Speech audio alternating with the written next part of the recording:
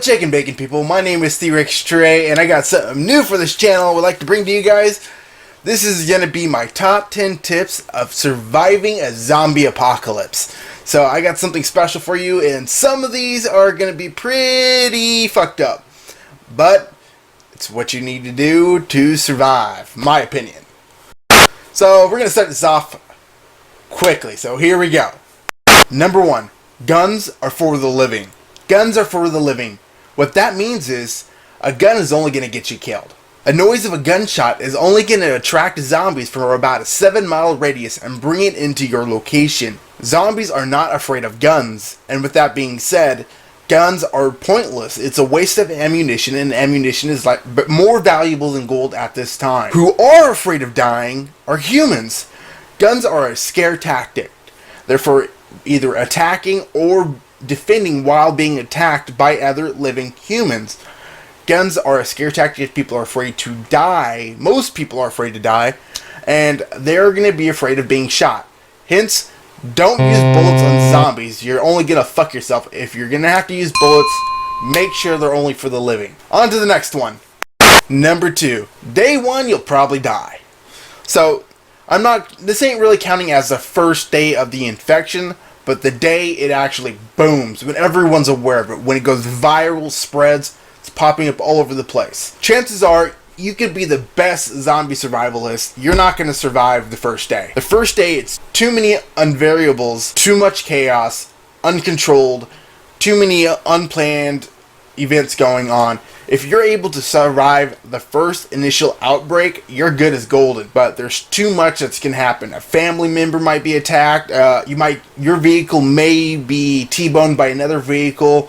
An explosion or just a swarm of zombies out of nowhere. Somebody you know who you think is fine turns out to be infected, or somebody wants something you have really badly and shoot you. There's always something that's going to happen that will get you killed. So if you can survive the first day, or the first couple days of the outbreak, you're good as golden. You can pretty much survive the rest.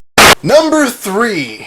Hard choices are going to lead to death anyways. So this is pretty much goes with the previous one. Like, if you're in a big city, you have 2 real choices with the initial outbreak. You can either stay home, border up, see what you can do, try to collect food, and wait it out. Or you can hit the road, see what you can do, and try to get out of there. Either way, you're pretty fucked. One, if you try to leave, chances are you're going to be in the chaos, or a lot of shit's going to happen, and nothing is going to go as planned. Something's going to happen always. There's going to be some kind of chaos event that causes your original ideas or original plans to go shitville. And it's not going to end well, or it may end well. It may have you improvise, but if you have a party or like 4 or more, I could pretty much guarantee you one of them's not going to make it.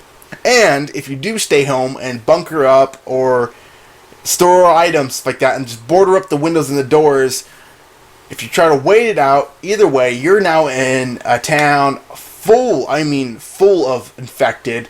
And most major cities, there's millions of people in there. You can pretty much guess that half of them are either infected already or died at this point in time. There's also going to be looters, riots, and it's not pretty either way. So once again, if you're able to survive the first couple days of the outbreak, you're good as golden. Point number 2. On to the next one. Number 4, Gasapalooza. So, depicted in all the zombie movies or post-apocalyptic movies, there is a gas shortage. That's not gonna be the case. Yes, everybody's going to be hitting the gas stations and gas pumps, and those will most likely be ran out. But often, most vehicles you can find on the side of the road are going to still have some kind of gas in them. Maybe not so much in the boondocks or out in the deserts or down near Texas. But if you're near a pretty populated state or town with somewhat towns around, you pretty much can find a car somewhere with gas. So gas is going to last quite a while. But it won't last forever. Gas does expire and go bad. But for the general moment, you can stock up on gas just about anywhere you look and find. You can find some. So you don't have to worry about that one. On to the next one. Number 5. Meds are for the sickly and the dying. Yes, cuts are extremely important because at this point in time, from the outbreak to long down the road. Infections, we're not going to have hospitals, so you got to be careful. Broken bones, infections, cuts, scrapes, and stuff like that. This is not counting being actually infected. And these can turn septic and can rot and even kill you. You have to make sure to take care of that. But other than that, you got to make sure you don't use the serious medications, the serious bandages, tourniquets, sewing needles, pain reliever, antibiotics. Do your best to not use those, because down the road, when those are very shortage or even completely run out, when most people have ran out of those, you're gonna still have those, and you only need to use those when someone seriously needs it, or they will die, or they're going to, basically that's it. If they're going to die without it, or they can't continue on without it, that's when you need them, and that's when you need to have them stocked for you. So try to save your medications and medicine and medical treatment as much as you possibly can to a minimum, and use those for when you absolutely need them, because they are going to come and you are going to need them at some point in time. On to the next one. Okay, so we kind of talked a little bit about this one. Attack or defend, either way, you're fucked. What was that? Either way, so you're going to be attacked. You're going to be either you're going to be attacking, trying to take someone's items, what they have, or even just attacking the people because you don't like them, hate them, or have they done something, or you're just a fucking asshole and you're going to attack them for their loot, their women, and whatever, or vice versa. You're trying to defend that stuff. It's going to happen. You're going to run into people. They're going to want what you have, or you're going to want what they have, and it's going to lead to conflict. And that's where rule number 1 comes in. Guns are for the living. See my point? It's going to happen sooner or later. You have to be mentally prepared to take another human being's life, a living human being's life, because you're going to have to do it at some point in time. Next rule. Number 7. Even family and friends can take a bullet. I know this one sounds horrible, but hear me out.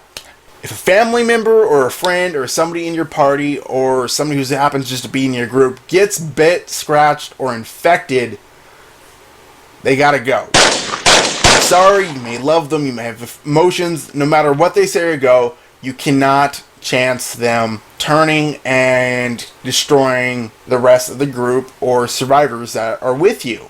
So even if they're family or they're friends or they're just in the group, you have an option to either cast them out or take their life before they turns, and hopefully they can remain who they were after life or whatever you believe in.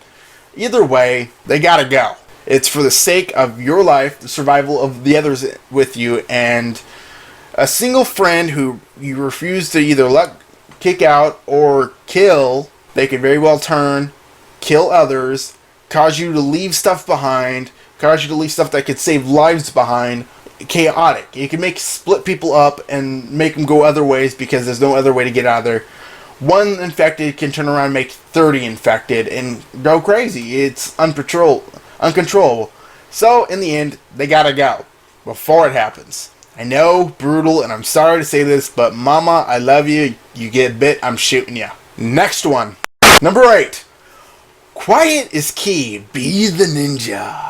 Be the ninja. Best way to get around during a zombie apocalypse is be as quiet as possible. Sneak. I honestly think it would probably be better at night. It depends on the zombies and the type of zombies. A lot of people are like, oh, they might be hiding in the woods. But if you try to be quiet, try to keep your movements to a minimum and not make as much noise, you get around much quicker without as much issues. This also goes for living humans. You bring less attention to yourselves if you're moving around. Next subject. Number 9. Run as fast as you can. You can't catch me. So basically, this rule means keep moving.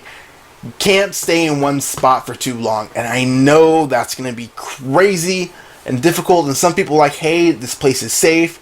This is comfortable. But it's not going to be for so long. Something's going to happen. Something always happens. Either it's going to be attackers, other peoples, zombies, an explosion, weather. Something's going to happen and that place is no longer going to be safe. You actually should practice escape routes if you can. No matter where you're at, go over and practice escape routes. And this kind of goes for hard choices leads to death either way. Something's going to happen and all plans end up one way or another get fucked. So that's why you need to have not just one escape plan, but multiple multiple exits, multiple plans in case the first one becomes you're unable to do it. And so you can run to the second one and do that.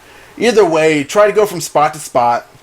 This also provides you a best way of providing items and searching, getting medicines, finding food, finding other survivors who aren't trying to kill you.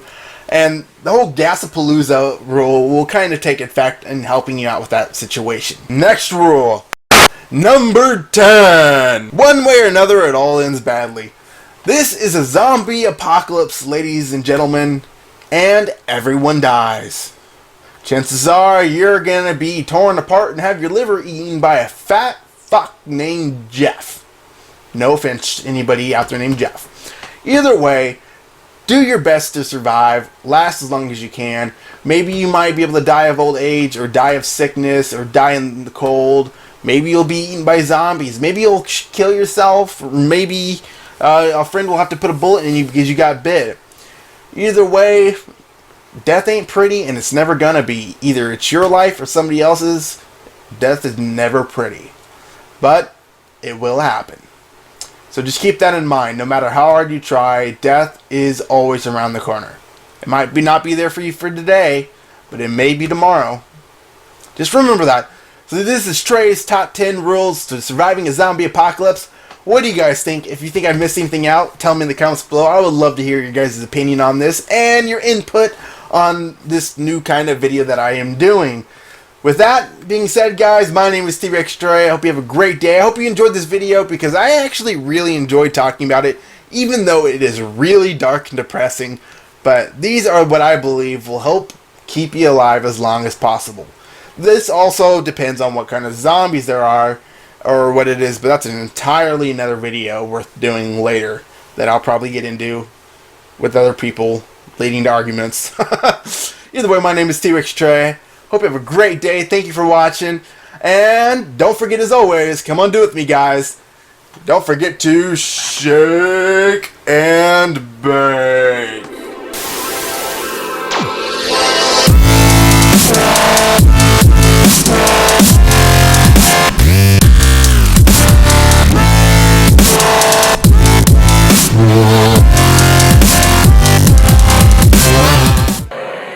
Run, run, run as fast as you can. You can't catch me because the zombies can.